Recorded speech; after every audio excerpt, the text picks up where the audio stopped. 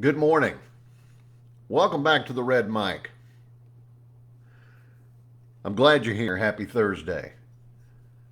These Red Mic messages are leadership and life lessons I picked up from 25 years as a public servant, 16 years as a youth football coach, and 10 years as a mediocre athlete with far more heart than actual physical ability. Today's Red Mic message: lead like you'll be replaced tomorrow. I'm sure you've seen this happen. You've seen bosses, you've seen leaders, you've seen owners of companies walk around in their job like they are immortal. Like the job and in some cases like the world revolved around them. Uh, Sometimes they were fly by the seat of the pants, no documentation. They didn't really have a backup. They had no plans for who was going to carry the torch if they went down or left or whatever. A lot of bravado. Situations like, I don't know, the password to a computer or some system, only they are the ones who really know how that works. Or they have a secret contact on computer issues, so if something goes wrong, they only know how to contact the person who actually knows how to fix the things, right? Transportation issues, they know who runs the shop, whatever it is. And then something happens: retirement, illness, a better offer. For whatever reason, there's a sudden exit, and the whole operation hits pause or worse because nobody else knows how to get the job done. Nobody else knows how to steer the ship. Well, that's not leadership, that's ego. You've heard me say this before. When I was a pledge, and yeah, technically I was an associate member, but when I was a pledge, our pledge trainer, our inductor, a guy named Pat Nobles, great guy, football coach now, he posed this challenge to everybody. He said, look around. This is your pledge class. Look around. If you don't see a future president in here, or a future vice president, or a secretary, or a treasurer, or any of that, he said, then you're going to have to be the one to step up. He said, you're going to have your own transition plan in place because the organization needs leadership. It needs people willing to step up, to take the hits. I took that to heart. But unfortunately, in the workplace, far too often there's people who think that, well, only I can do it. And these are usually the micromanagers. These are the people who refuse to let other people do anything. They're the people who, oh no, we can't do that. You've got to, you're not making an omelet, but you got to break some eggs sometimes. And more importantly, other people need to know how to make those omelets too. Here's an example of what I'm talking about. If you're a Cowboys fan, and I am, and Jerry Jones breaks my heart every year, but Thanksgiving Day, 1994, Cowboys were having a good season. They were wanting to hit 3 in a row Super Bowls, and I still say that if Jerry had not lost his mind and gotten rid of Jimmy, the Cowboys probably could have had 4 in a row, but that's for another time. The Cowboys, unfortunately, were down to their third string quarterback. I mean, now this Thanksgiving Day, this is definitely the last half of the season. Jason Garrett, old Red, Mr. Princeton himself.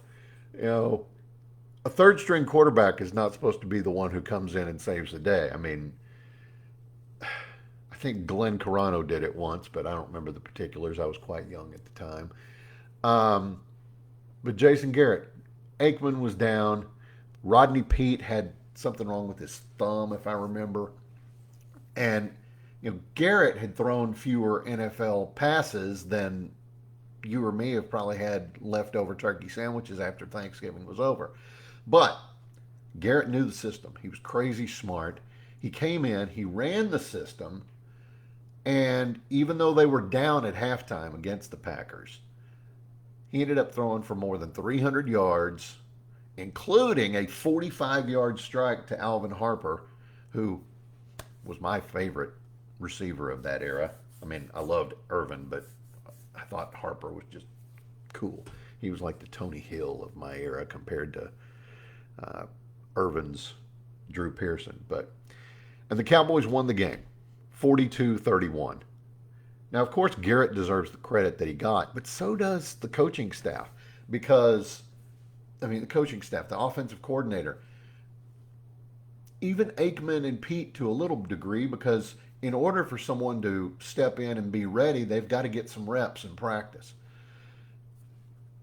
Every practice, every rep, every scout team snap that Garrett took helped lead to that moment. And that's what happens when you consider that the system, the organization, is bigger than just your one paycheck star. You have to build your team like it can run without you. Real leaders do that. They build systems that work whether they are there or not. They don't hide passwords. They don't hide, double secret probation issues. They they train other people. They write things down. They make plans. They make booklets. They prepare their teams to thrive in their absence because at some point they're gonna be gone. Not because they're planning to be, but because they know they eventually will be gone. That's humility. That's stewardship. That's building a legacy. So if your whole department collapses when you're out sick for a week, that's not job security for you. You might think, oh, well, they can't do it without me. Ha ha. Well, you know what? They can do it without you. If they can't use the systems that you built, they'll build other ones. Because tempus fugit, time flies. It keeps moving. It's not going to stop for you. And if you think it's gonna, if you think you are indispensable, guess what? You pass away tomorrow, they've got somebody else in that job, week, two at the most, but someone's doing the job the minute you're not around. So don't rely on organizational fragility. Don't be all that in a bag of chips for your org. Have systems in place not to make you dispensable, but to make you the leader of that team that the team deserves. If you're doing it right, the people behind you are going to be growing, they're going to be learning, and hopefully they're getting better than you. I mean, that right there shows the world, hey, this person knew how to recruit, they knew how to develop talent. That's a legacy. Not just, oh, we can't do it if Bob's not here. So lead like you're going to be replaced tomorrow because one day you will be. And that's today's Red Mike message. I hope you found it interesting. I hope you found it helpful. I hope that you'll put it in place in your own life. Please give me a like, a follow, and a share. I appreciate you being here. I'll see you again tomorrow. And again, tomorrow, going to be doing a Fun Friday salute to George Wendt, a.k.a. Norm Peterson. He passed the other day, and since I'm doing Fun Friday anyway, what an opportunity, right? So join me tomorrow. Yell Norm as I walk in the door, and we'll have some fun together, okay? Until next time, life is short. Drink the bourbon. I'll see you.